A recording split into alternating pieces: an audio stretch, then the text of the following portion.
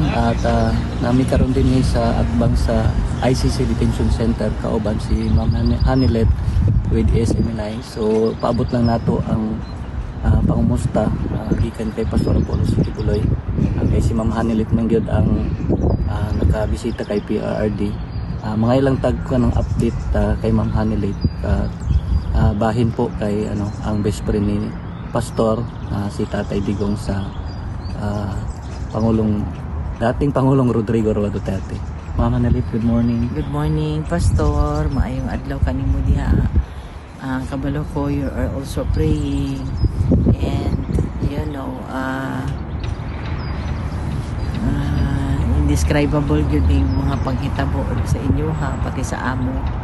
But we know, Pastor, na ayong Ginoo, and that, we will continue to support him sa, with all our strength, with all our resources, with all our time and our tanan namong effort.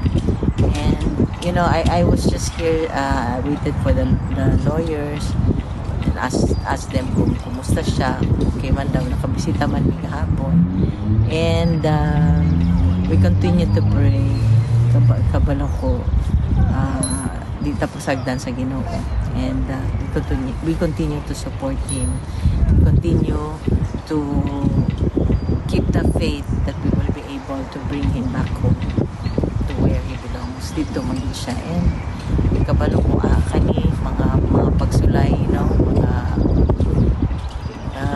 bilog ang mundo, may Panginoon. Bilog.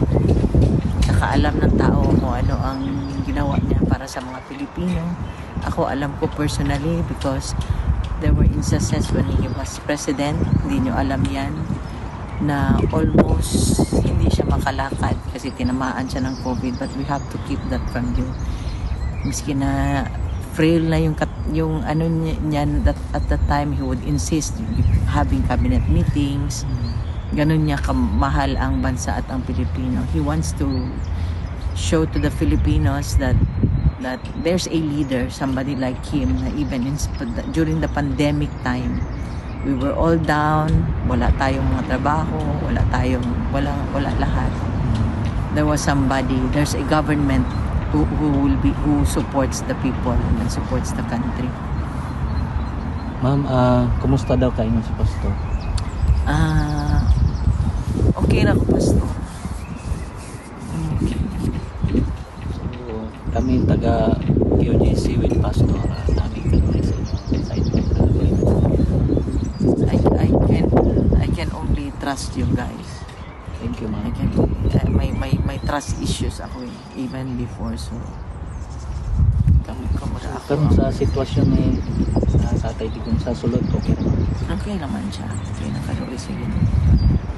Yan, health, okay na. What do you expect from an 80-year-old?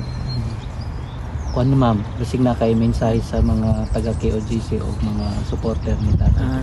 Sa mga taga-KOJC, dagang salamat sa inyo, sa inyong pagmahal, sa inyong pagsuporta. Kabalo ko, in spite of what happened sa inyo, you continue to be with us during, especially at this time, sa among pagsulay. And to all the supporters, I hope and pray na itabuon lang sa pagsuporta, pagampo, kay wala gyud imposible sa Ginoo. Salamat po sa update. Mao to mga kapartner ang mensahe ni Ma'am Hanilet o kay Pastor o ang update niya sa atong mahal na dating Pangulong Rodrigo Roa Duterte. Salamat Ma'am Hanilet o mayong adlaw kadasas.